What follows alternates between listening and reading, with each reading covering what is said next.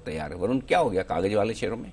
अनिल जी, दाम बढ़ गए कागज के। अच्छा। हाँ, सो बेसिकली ये भी एक रिपोर्ट आई है और ये सेंट्रम की रिपोर्ट है जिसको मैं कोट कर रहा हूँ, और इन्होंने एक चैनल चेक किया और उसके मुताबिक अगर आप देखेंगे तो पिछले 2 महीनों से लगातार पेपर के जो दाम है वो बढ़ते जा रहे हैं और हो सकता है कि मार्च और अप्रैल में भी पेपर के दाम बढ़े।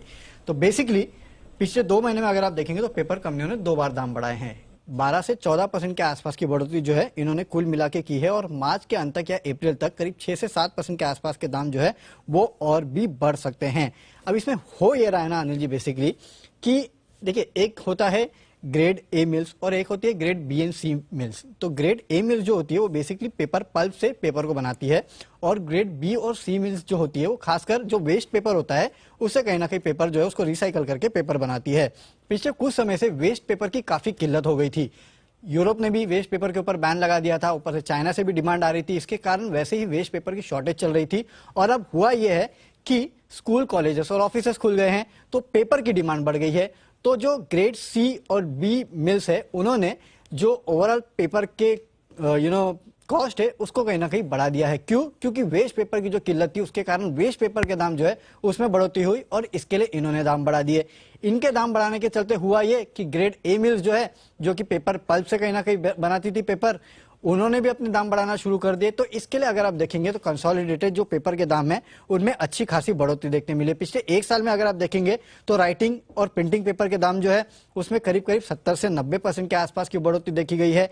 रिसाइकल पेपर के दाम जो है वो प्री कोविड लेवल के भी ऊपर चले गए हैं। कोविड के पहले 50 रुपए के आसपास प्रति किलो मिलते थे, अब करीब 60 से 65 रुपए के आसपास प्रति किलो के आसपास मिलते हैं। कोटेड पेपर के दाम जो है उसमें करीब 40% के आसपास की बढ़ोतरी हुई है। इनफैक्ट कुछ रिपोर्ट्स ये सजेस्ट कर रही थी कि वेस्ट कोस्ट पेपर जैसी कंपनियां जो है इन्होंने करीब 3.5 से 4 रुपए के आसपास दाम बढ़ाए हैं पिछले कुछ समय में, और आने वाले दिन में यानी कि मार्च एंड या अप्रैल में भी करीब 4 रुपए प्रति किलो के आसपास के दाम जो है वो बढ़ सकते हैं।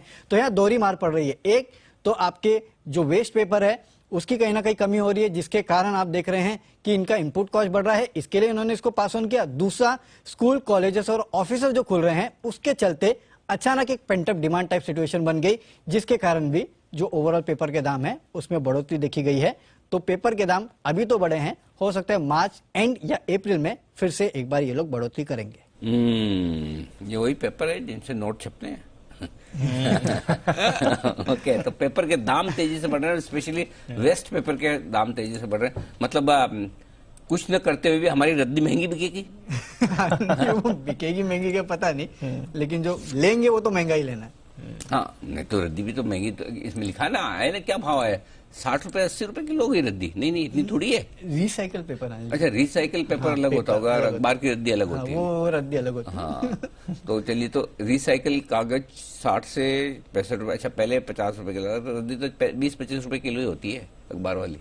नहीं पता, अखबार ही नहीं लिया इतने टाइम से। रद्दी कहाँ से बनेगी? अच्छा, अब तो जरूरत नहीं है। मुझे लगा वरुण सोचेंगे ये ऐसी छोटी मोटी रद्दी है, मेरा काम नहीं। पहले जब अखबार लेते थे तो घर में रद्दी भी होती थी। अब कहेगा हाँ, ये बात तो सही है। अखबार ही नहीं लेते। ओके, आजकल डीप